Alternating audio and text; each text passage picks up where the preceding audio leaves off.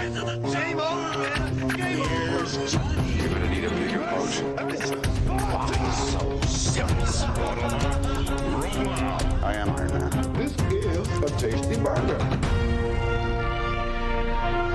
Welcome to the In Session Film Podcast. Welcome to this podcast review for February 25th, 2025, and I'm Jaden Duran. And I'm Brendan Cassidy. Hey, thanks for joining us, everybody. Monkey see, monkey do, monkey kill. That's going to be the theme of this episode. I gotta learn to be a drummer. I gotta keep in spirit with this thing. Yeah, I mean, you can be a drummer, or you can teach a monkey to drum. Either one. That sounds up and let you go. Sounds like a waste of time. Yeah. If I put the little key in your back and just wind you up, would you be able to just drum away? No, because that's not how it works. No, thankfully it doesn't just work that way. No. Yeah. I mean, I've never played an instrument, so I don't know. I couldn't tell you. I guess the same thing could be said about hockey. If someone just winds a key in your back, do you just go skating? Yeah, that's pretty much how it works. My wife just winds me up and I just go, and it runs out after about 40 minutes. I think we have to further define what does winding up truly mean. All right, so we are here to talk about The Monkey, the latest from Osgood Perkins. And say what you will about him and his movies, at least of recently, they've done well financially. Neon is thrilled to have Osgood Perkins on their team. They're happy. And apparently they've got another one with him coming out later this year, if I'm not mistaken. I think it's called Keeper. I believe that is the case, yes. Mm-hmm. Keeper. It is in post-production as of right now. I don't know if there is... there is a release date, October 3rd. Yeah, it's this year. I guess maybe 3rd. that'll be the film where we finally answer the question: is he a keeper for us or not? Perhaps that is a great question. We'll find out.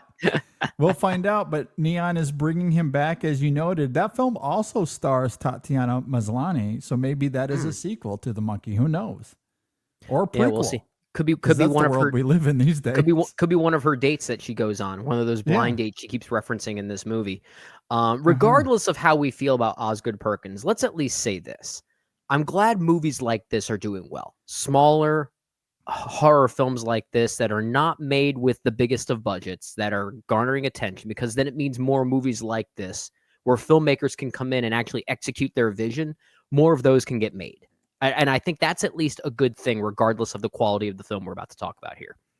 Yeah, I agree. No, regardless of quality, and I felt the same about Longlegs as well. I'm glad that those movies are doing well financially. Yeah. And The Monkey, as it stands currently, is off to a really great start. It has $21.5 million worldwide. Mm-hmm.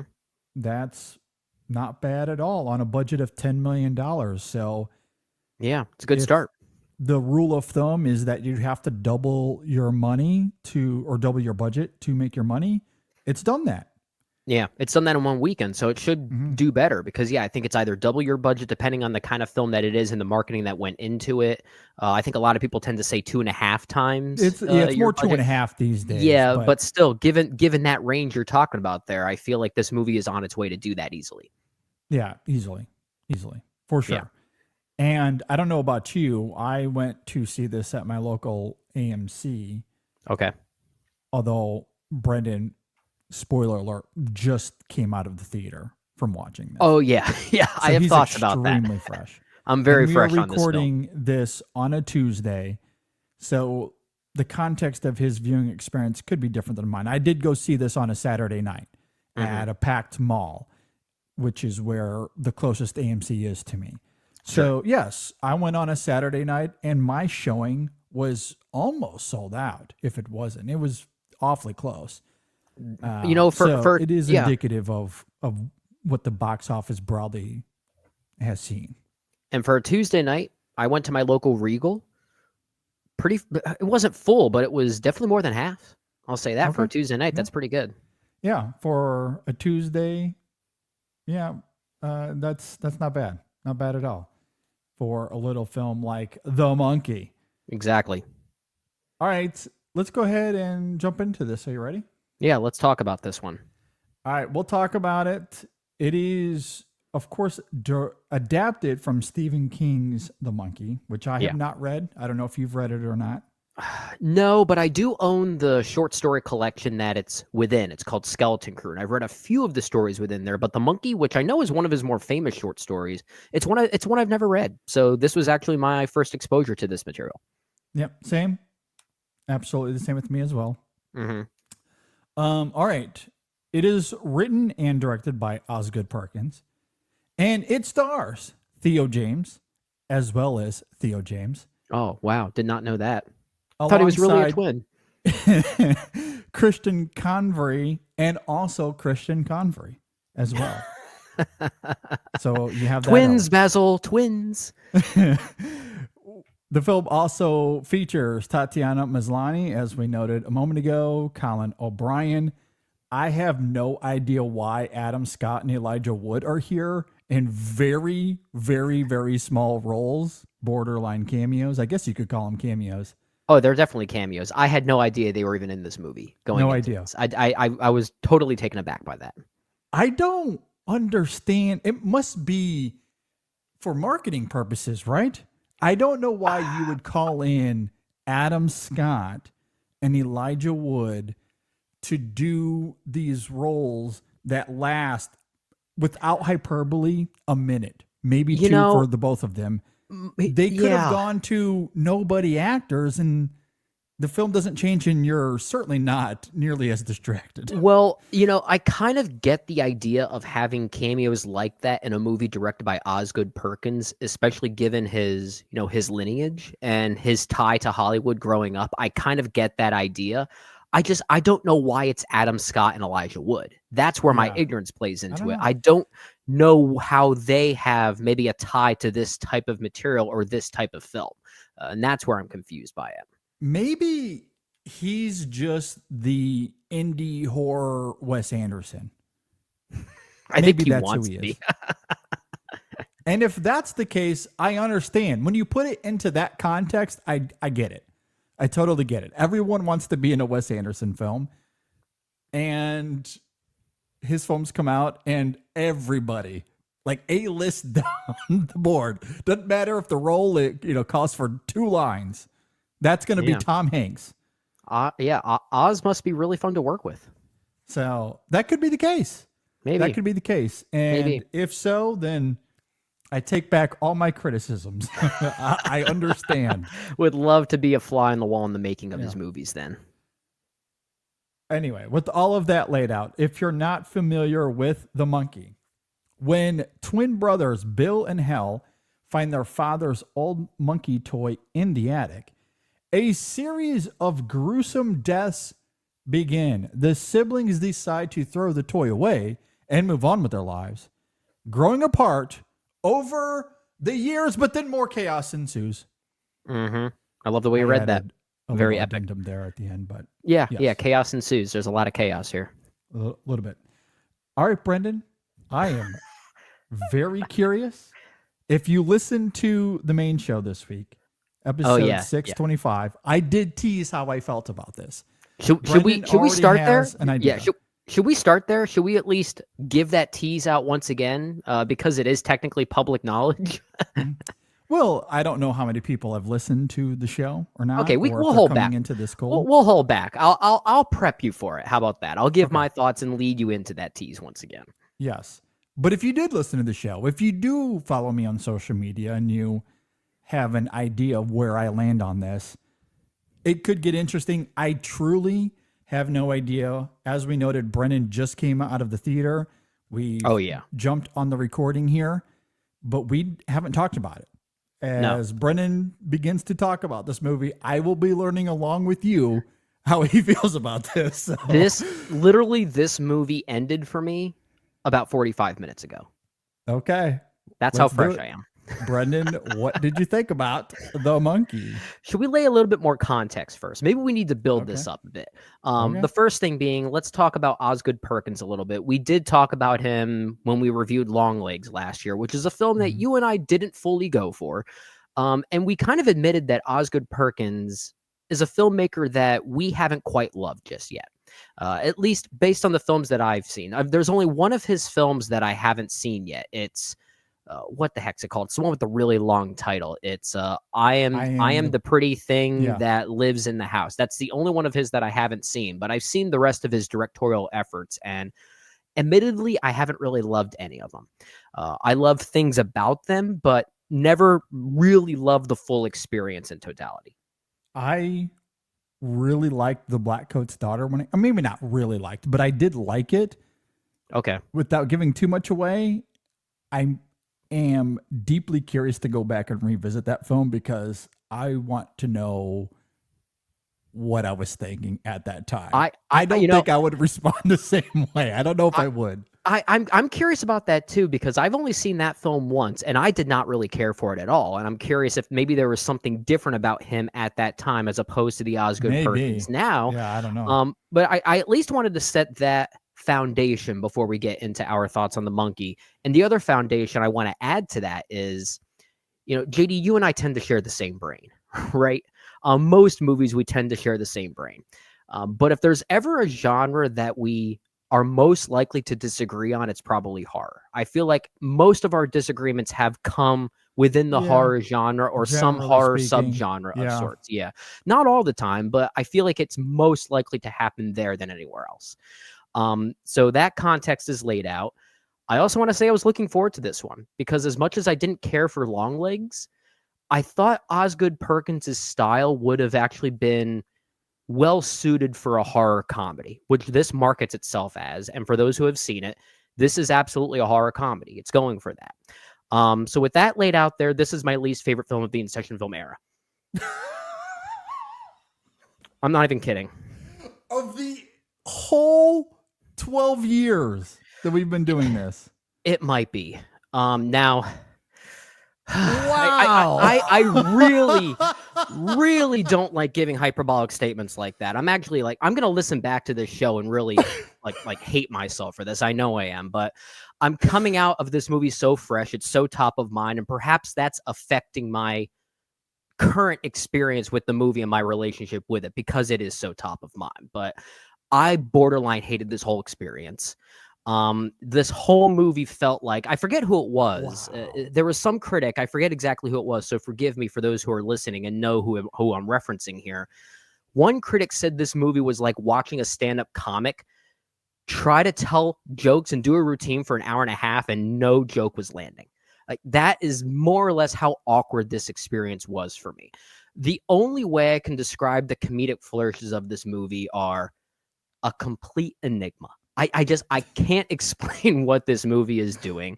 I think I know what it's doing, and I think the intent of it is fair. Like the fact that Osgood Perkins himself has such a tragic, literal tie to these types of ideas, given that his father was Anthony Perkins of Psycho fame. This is a biopic. It might as well be a biopic. It Absolutely. is so transparent thematically. It's so transparent, and on top of that, also the fact that Osgood's own mother was on one of the planes that went down during 9/11. So he has a tragic history, and he does. Yeah. He's taking this Stephen King story and turning it into this allegory on the lineage of death, essentially, how that passes down from generation to generation, and how it becomes this obsessive quality. The idea of obsessing over death is very much a Stephen King idea. It's baked in many of his stories. But I like the idea that Osgood is trying to take that idea and have a little bit of fun with it, given his close relationship to this type of material. That's the best thing I can say about it, is I respect the effort and the idea of it, but I really think he botches the execution. This really did not work for me in any lane, and I'm sad to say that because I was really hoping this would have been the avenue that would have worked for him. I wish it would have worked for me, but it didn't at all. This is the worst Final Destination movie, in my opinion. Yeah, that's crazy. I knew that I was going to come into this conversation with a little bit of a swing. I did not realize that Brennan was going to be throwing haymakers. I mean, good Lord. I might Of feel the like I need to whole retract. In session film era. That's insane. I love it. There are a lot of bad movies I actively haven't seen, so I can't call it the worst. But that we've seen and discussed. I get of it. all the Yeah. films that we've seen, whether we've discussed them or not, this is, at best, this is among my top 5 least favorite films of this Yeah. entire In Session film era of the past 12 years. I really borderline hated this thing. Yeah, I mean, I noted this at the end of the main show, as we noted some minutes ago. I am with Brendan. I did not like this movie at all. Like, at all. If we were not doing this review, if we were not having this conversation, I would have walked out of the theater. I would have walked out. I hated it as well. Now, to be fair, the bar here, at least for me, is Jordan Peele's Get Out. When we're talking about comedy horror, the bar is Get Out. The Monkey is a far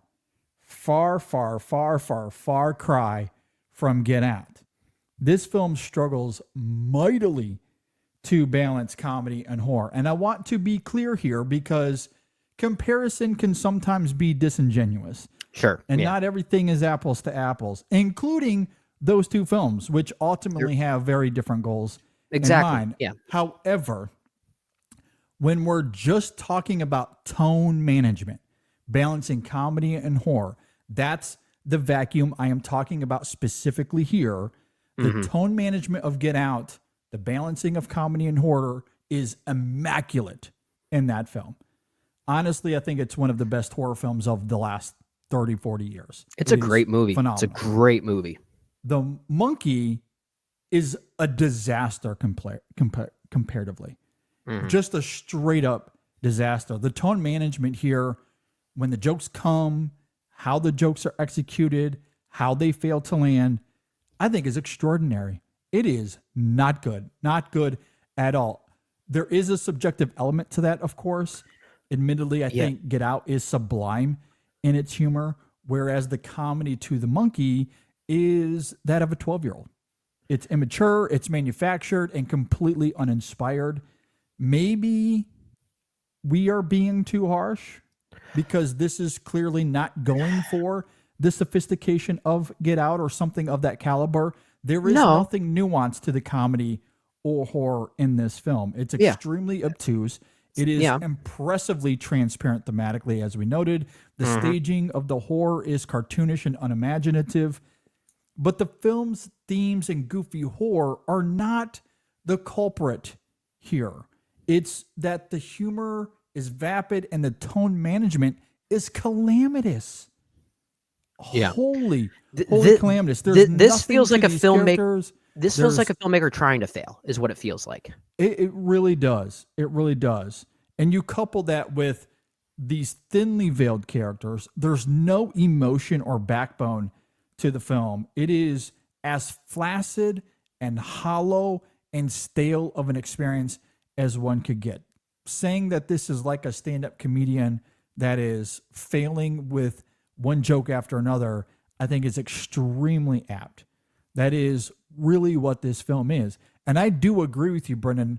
Thematically, the way this film tackles generational trauma and death, I do think that is applicable to Osgood Perkins. And we've seen that in all of his films to one degree or another. This might be his most direct. Like I said, it's it's almost biographical. It is so transparent. And I don't mind that. I don't mind that, especially because he wants to have some fun and be playful and inject some levity into those ideas. Which is an affable notion to embrace it in that way. Yeah. The attempt, I am not begrudging at all. It's not the attempt. I think the approach was the right idea. I just think the execution is an absolute disaster. And that to me is the difference. And it is so calamitous that, again, I struggled to get through this film. If we were not discussing it here, if I was just watching it for my own entertainment, I would have left the theater. It is that bad, Yeah. I think. Yeah, I was looking up letterbox reviews of people that I follow and some that we've networked with before, and I figured out who it was, which critic it was that referenced that stand-up comedian analogy. It was Randy Jones, who said at the end Okay. of his blurb here, it was like watching someone bomb at the Apollo. That's what he said, and that's what I was thinking about, because that is the experience here. And you know, I think a comparison to a movie like Get Out, Jordan Peele's Get Out specifically, is both fair and unfair, as you said, because it does set the bar so high for horror comedies and how well you can balance those tones and actually have something to say. At the same time, you know, a movie like The Monkey is not trying to be deep or profound in what it's going for. That's But why at I the wanted to be very specific with the angle. Yeah. Because they are ultimately very different movies. But when you're Yeah. talking about balancing comedy and horror, that is the crux of both of them in many regards. And boy, The Monkey cannot do that. Yeah, and I agree, and I'm bringing that comparison up once again to say that our problem with the movie is not its immaturity. In fact, the attempt at immaturity is maybe its best asset in some ways, because I think that's an affable notion to tackle such a serious subject matter, given Osgood Perkins' own family history, and do so with such levity. If anything, it's a great example as to how a film can fail in the editing room. Because I think, if anything, the editing of these sequences, whether it be the kills, whether it be it's the bad. comedy, it really is bad. It lingers on the wrong moments. It lingers on reaction shots that either undercut a joke or undercut a thrill. I mean, I called this the worst Final Destination movie. I know a lot of people have been making comparisons to the Final Destination franchise, and in many ways, this is kind of Final Destination-like in the way the kills are orchestrated by what look like creepy accidents, essentially. But say what you will about the Final Destination franchise, at least the kills in those movies are kind of creative, are kind of inventive. They are not that at all here. They are very, very simple-minded, honestly. Yeah. And I think that simple-minded approach is a huge difference when calling this film immature. Immature and simple-minded are not necessarily the same thing. You can get away with immaturity in a movie and have it work really well. We've talked about movies in the past, most likely comedies, that do have a level of immaturity to them, but maybe there's still a palpable sincerity to them. Maybe the editing is still on point, that there feels like there is this perceived cleverness to it, that the movie ultimately works. That is not the case here. This feels kind of jumbled. It doesn't feel sequenced in the right way to get away with its immaturity. And that's why the film fails for me, because at every step of the way, it just lingers on those wrong moments. Well, and I think the approach to immaturity has to be thoughtful, because the themes that you are tackling do come with a level of gravitas. We're talking about generational trauma and death and how that impacts you over the course of your life. And there is a heftiness to that when the film is emphasizing its drama. Not that there's a lot of it, but with Hal, you especially sense that in the character.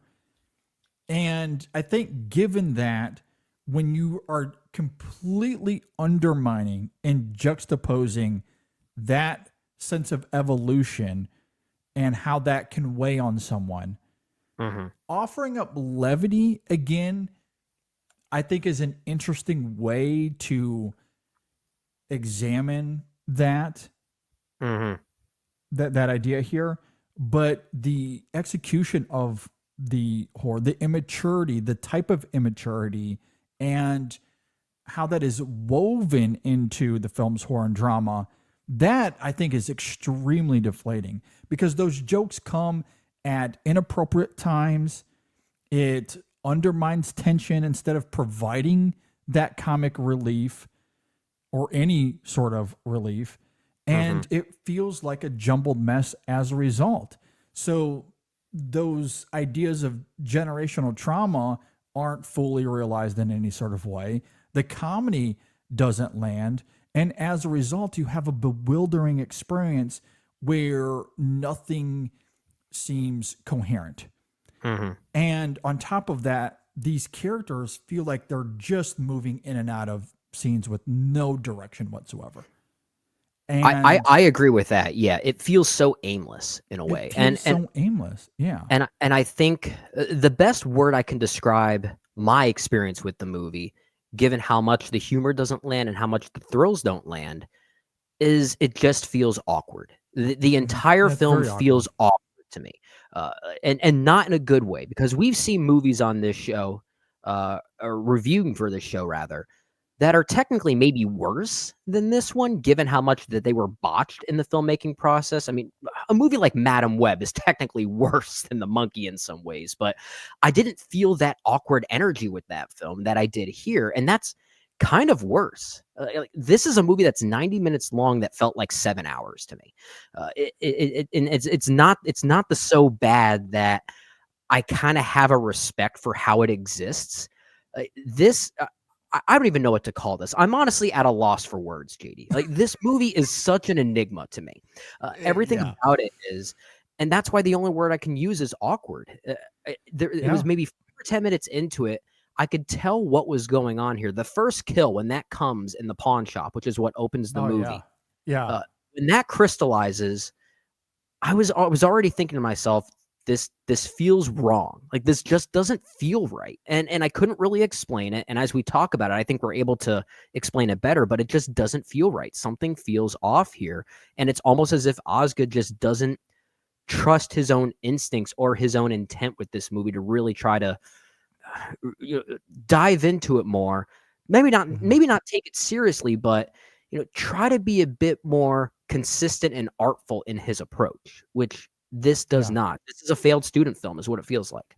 I agree. I don't know what the comedy is supposed to really do for a film like this, other than maybe just be there for comedic relief.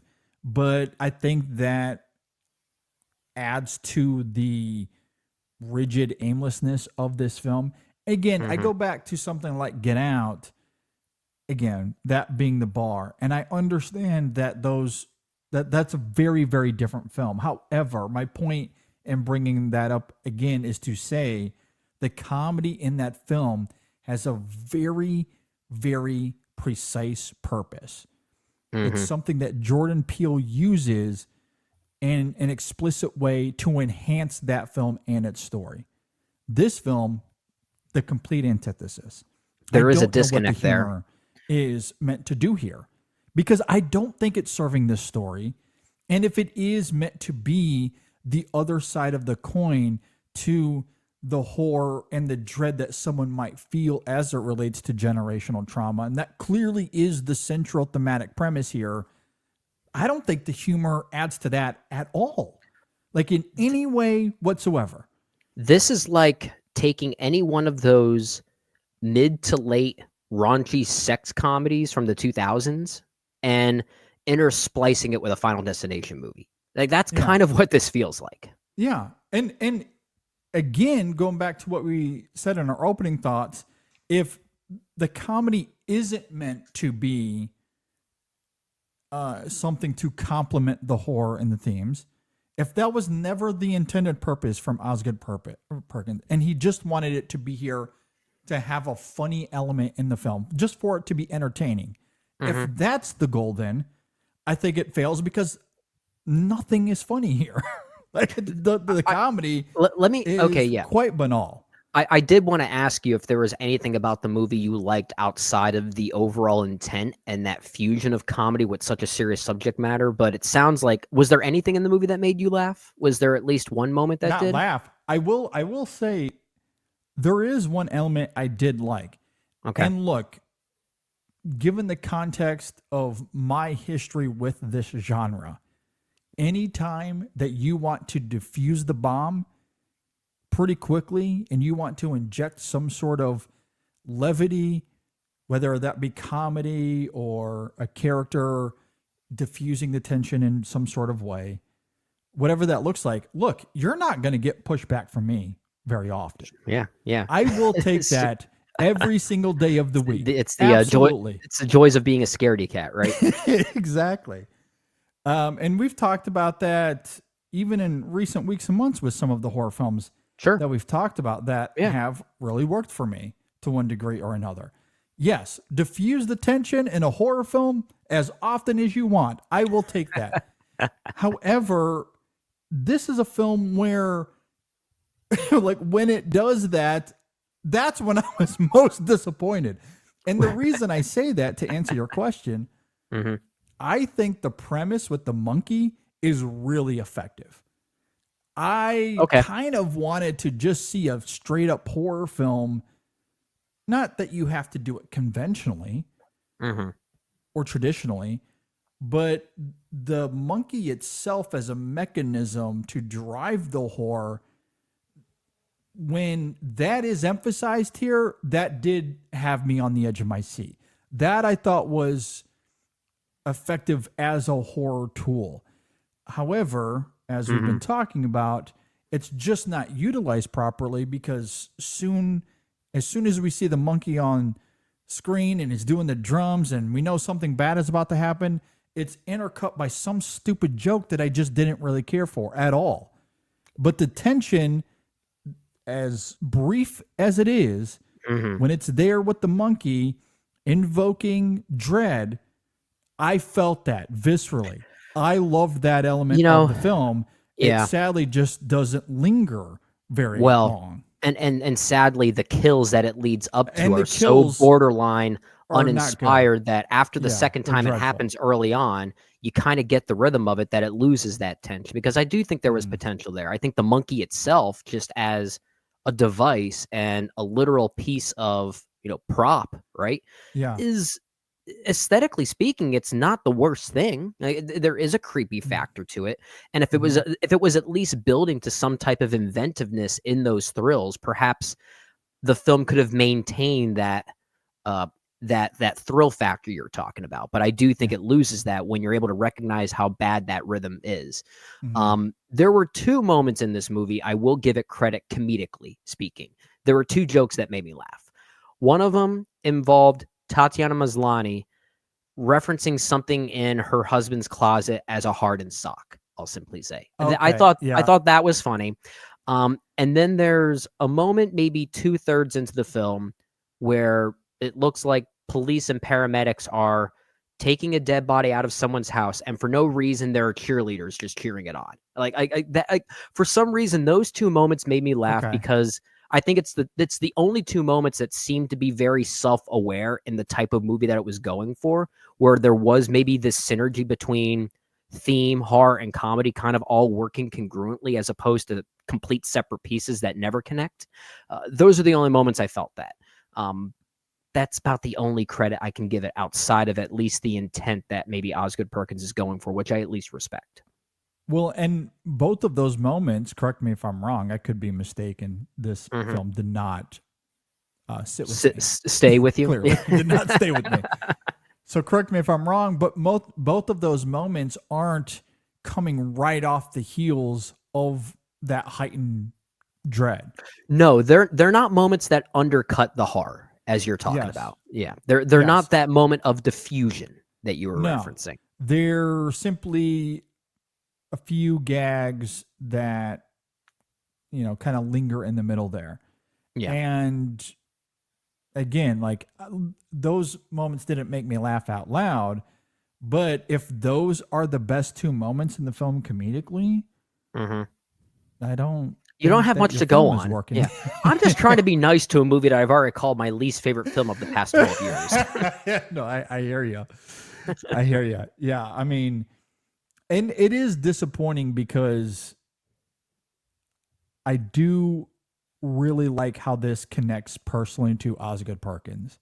I do too. The fact that he's so transparent thematically, I don't have an issue with that at all. I wanted to love this. Yeah. It is affable and it's interesting. I wanted to see him tackle those like haunting legacies and, as it relates to fraught parent relationships. I would have loved to have seen him explore that further in this context. Obviously, we've seen him do it before in his other films, but under this premise. And I just don't think it has anything to say whatsoever. And again, maybe that's the point. Maybe wanted to bring it up to say that it's not that important, or it's not as important as we think that it is. I don't know. It feels like a reach, especially given the film itself just didn't land with us as a movie. And we, again, comedy, horror, subjective things. It might work for some people, but just the individual components of what this is doing, I don't think worked. I think it's kind of funny that we keep making the comparison to Final Destination, and a lot of people have made that comparison, rightfully so. It is very similar. There is a new Final Destination movie coming out this year. And guess what that movie's called? Guess what the subtitle is? It's called Final Destination Bloodlines. There you go. How funny if that ends up being a more effective exploration of that idea than Osgood Perkins with the monkey, given his own family history. Maybe we'll see the monkey in that film. I don't know. Who knows? But, I mean, I am disappointed because the humor is not great and it doesn't realize its themes. But I do want to echo once again, because I do think it's important to reiterate that while the tone management is the biggest culprit, it is the driver of why this film is so insipid and vacuous. I in addition to that, although it is like the way that is driving much of the narrative here, they are married to each other, and as a result of the mismatch and of the tone management, and a big part of that is the editing, as you talked about earlier in the conversation. Yeah. There's just nothing to these characters. There's no emotional anchor whatsoever. And I think that element of the film could have easily have been remedied, that when the comedy wasn't working, if you had interesting characters and at least some nucleus of a story here, it could have at least been watchable. I could agree with that. Yeah. And I don't think much of this film is, because there's no stakes from moment to moment. And God bless Theo James. I think he's doing his damnedest to make it work, especially his performance as Al is really, really good and enticing. And I wanted to invest in the character because of his performance. I wanted to, but I don't think we get any sort of weight to the choices that he makes, especially as it relates to his son and why he wants to be distant. We understand superficially why he wants to be distant, but there's really no emotional weight to it because of the storytelling and the editing, as we've been talking about. And let alone Bill and his motivation, which is so thinly veiled that it comes off it's a laughable. Shrug. It's a shrug when that's it's really, really bad. And I know we joked about it earlier. Elijah Wood, God love him. I don't know why he's in this film. He's in this movie for literally 2 minutes. And because it's Elijah Wood, it was distracting, admittedly. It's a head scratch. There are a lot of head scratchers in this movie. I just don't get it. I don't get it.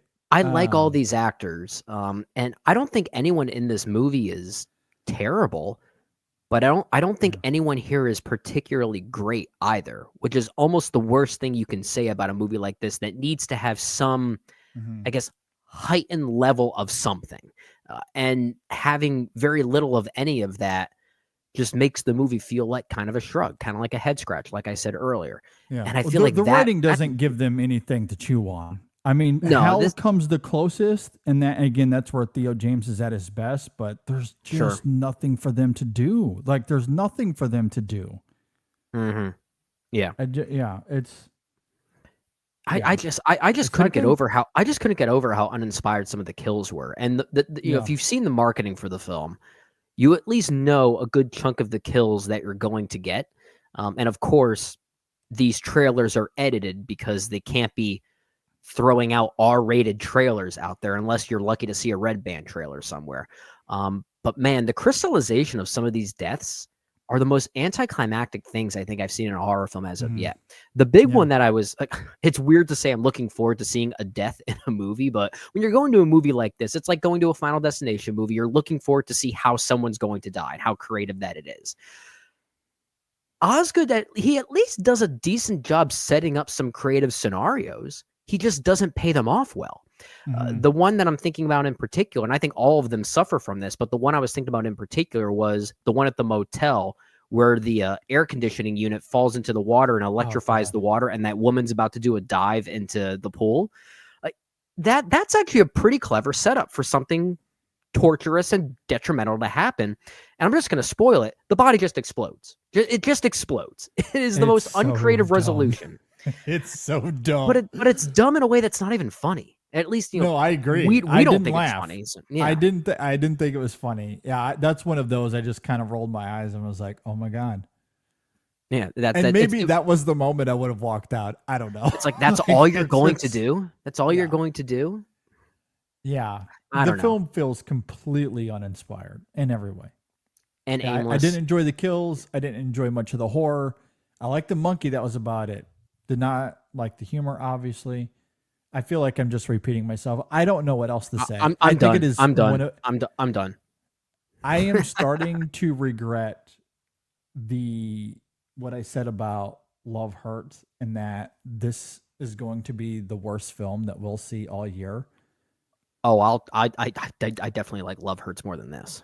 I think the two are very much competitive as far as that goes. And this is another one that's not terribly long. This is 98 minutes.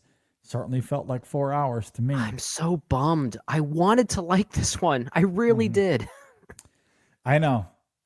I wanted to like it because I didn't love Long Legs, and I was hoping that this would be the better of the two, and I don't think that's the case. Like I don't think it is either. But I am glad. Again, I'm glad it's making money. I am glad it's making money. Yeah. Just because we hated it doesn't mean we want it to fail. We never want a movie to fail, especially one that's made on a limited budget that's going to make more of these types of movies, because we might get a great one, right? So, but I want to see movies like this succeed. So go see it. We hated it, but go see it. Well, and generally, we need the Neons of the world to do well, because they're investing in movies that the Hollywood studio system just isn't. Yeah. And, not that I'm for billionaires. I'm definitely not. But I do like Neon. I like what they've been doing lately as a company. Yeah. They've been championing some really, really awesome movies. And I am really excited for that. I think they've done a great job. You could make an argument they've done a better job than A24 in recent years. As of late, yeah. I feel like Neon's kind of run away with it for a bit. Yeah. And at least in the horror sphere specifically. Yeah. Yeah, for sure. With horror, even with some of the dramas, they've done a great job. Sure. Yeah. And them making money like this obviously is going to propel them forward, and hopefully that inspires them to take more risk on these ambitious films that we get each and every year. That, again, we need the Neons and the A24s to champion. So, in fact, if it takes a monkey to do that, fine by me. Neon, I'll take more of these. I will. Yeah, necessary. Neon's been on a roll, because 6 years ago was when they gave us Parasite. I feel like that was the start of that transition. And then you also had Portrait of a Lady on Fire that they distributed, the Celine Sciamma film. So yeah, Neon's kind of on a roll. So if they make movies like this that do well, then we can get more Parasites of the world simultaneously. Yeah, absolutely. I mean, they had a Nora last year, obviously, Seed of the Sacred Fig.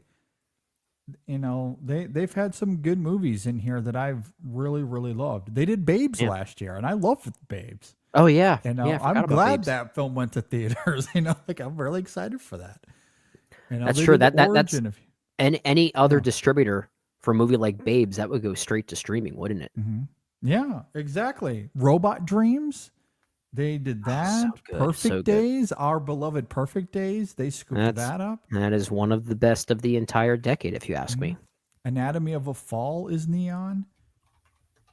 Did they distribute Petite Maman as well? I'm trying to remember that. I'd have to look. They did Broker. They did not do Petite Maman. That was Canal.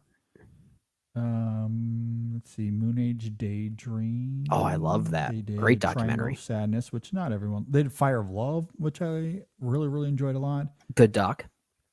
Crimes of the Future, fascinating little film.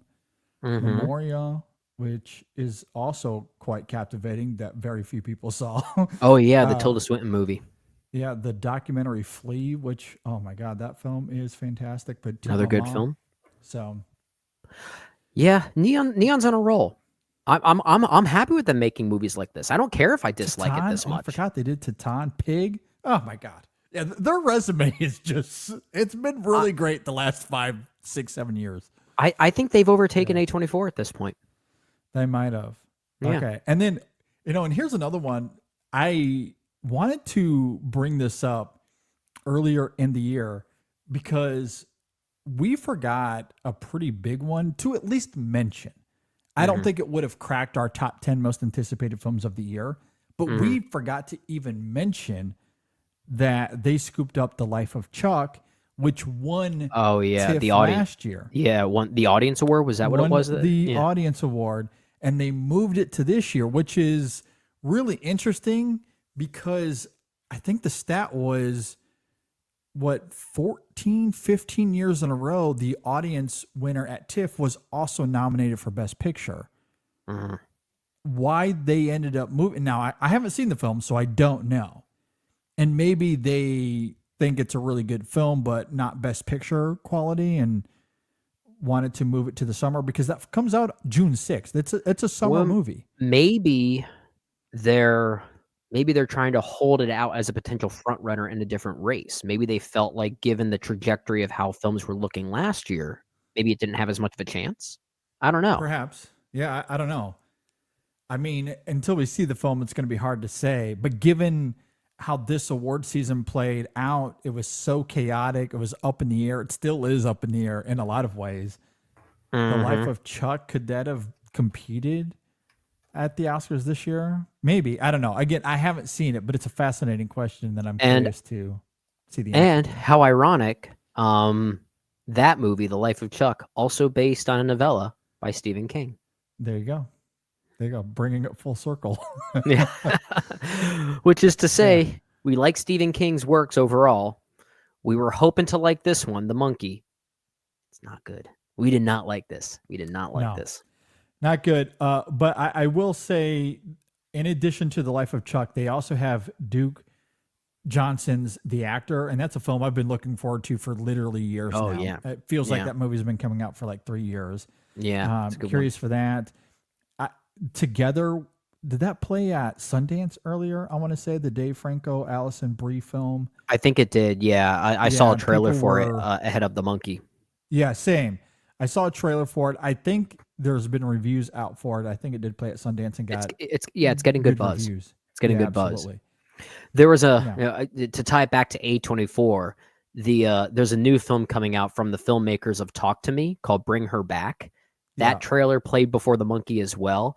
And it was just funny watching that trailer and thinking, oh, so that's where Sally Hawkins was and not hanging out with Paddington. Okay, I see what's up here. Yeah. Just to round out the Neon conversation real quick, because other than The Keeper, the last film we haven't mentioned yet that they have on their slate coming out in August is a little film called Shelby Oaks. You know who that's directed by? Yeah, Chris Stuckman. Yeah, that's Chris Stuckman's new movie coming out later in August, and I'm deeply curious for that one. I'm very curious, yeah. It was a huge Kickstarter affair. I think it broke records on Kickstarter to get this thing funded, which is how Neon came across it. Neon and Mike Flanagan helped produce this thing and get it off the ground, given its successful Kickstarter campaign. Yep, which is very exciting. So I'm very, very curious to see that one. So like, they have a lineup here that, it might not blow us away. I don't know if we have another Honora on our hands this year, or Petite Maman, or Perfect Days, or Anatomy of a Fall, unless they scoop up something later on in the year. But the slate as it is now, other than The Life of Chuck, that could be an awards player. Who knows? I don't know if we have anything significant, but interesting. Still interesting. They all look better than The Monkey. Yeah, yes, they do. Everything should be better than the monkey. It's also worth noting they distributed Presents earlier in January, and that film rules. That's Still a rules. good movie. Probably All right. among that might be my favorite film of the year so far. Yeah, I'm with you. I love that film. I think It's either that or Den of Thieves 2. also really fun. I like that a lot too. If you agree or disagree with anything we had to say, and look, a lot of people have liked this film. I think it has something like a 78 on Rotten Tomatoes. Crazy. Yeah, I think it's like Absolutely insane to me. 61 or 62 on Metacritic. So both aggregators have it in that quote unquote fresh category. So it seems to be doing fairly well with some critics. Yeah, and look, all the power to you. If you like this film, you disagree with us, that's great. Let us know. We would love to hear from you. Leave a comment below. If you're watching on YouTube, if you're listening on Spotify or Apple Podcast, you can hit us up on social media, Facebook, Twitter, Instagram, Letterboxd. Just search In Session Film. You'll find us on all those platforms. Blue Sky. You can always email us insessionfilm@gmail.com as well. All right. As I noted earlier, episode 625 is out. It's available. Go and check it out. We talked about James Bond, given the news that dropped last week. And we have brought back our Best Picture movie series. We are breaking it up decade by decade because, again, there's like 3,000 movies to cover. That's it. So That's easy. we are doing the 1960s this time around. And, of course, we started with Billy Wilder's The Apartment, which won the Oscar in 1960. So we had a really fun conversation. You can go and check that out. We'll have another review for the documentary Sly Lives from Questlove. That'll be our next review coming very, very soon. Chasing the Gold, Oscar predictions happening this week as well. Be on the lookout for that, as well as a new Women in Session. With all of that said, Brendan, any final thoughts? You know, we didn't give any thoughts on SAG because we just didn't have the time to talk about it, and given when we recorded our main show that was happening before the SAG winners were announced. But I guess given the trajectory now, I don't know. I guess Furiosa's winning Best Picture or something like that. That would be awesome. What a surprise that would be. I have no idea what's going to happen on Oscar night, and I love it. I absolutely love it. It's going to be fun. It's going to be chaotic. We don't know what's going to happen, and that's the best part about it. So absolutely. All right. With that said, thanks for listening, everybody. Thanks for watching. We'll see you next time on the In Session Film Podcast. I did not like the monkey. Come on, Osgood. I'm still rooting for you. I'm still rooting for you.